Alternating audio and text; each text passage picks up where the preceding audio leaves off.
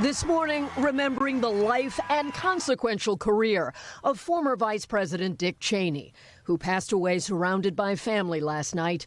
He was 84. So help me God. His political career spanned decades and diverse roles that shaped his path to becoming one of the most influential vice presidents in history. Cheney served as the youngest White House chief of staff under Gerald Ford.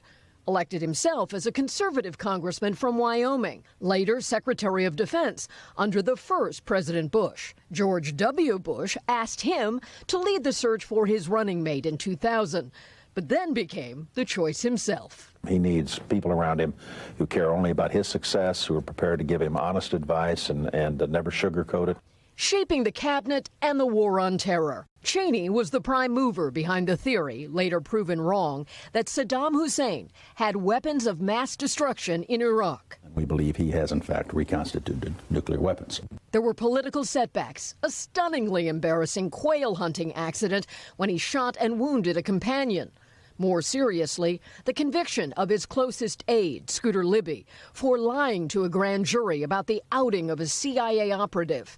Cheney and wife Lynn had two daughters, Mary, whose same-sex marriage was strongly supported by her parents, and Liz, elected to Congress from Wyoming like her father, but taking a stand against Donald Trump after January 6th.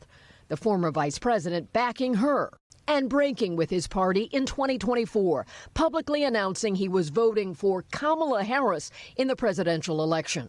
Throughout his public life, Cheney battled heart disease with a number of heart attacks and procedures, including a successful heart transplant once out of office. In 2013, speaking with Savannah about the transplant and reflecting on his life. You said that you had reconciled with death. As I say, I was at peace with myself. It was not frightening.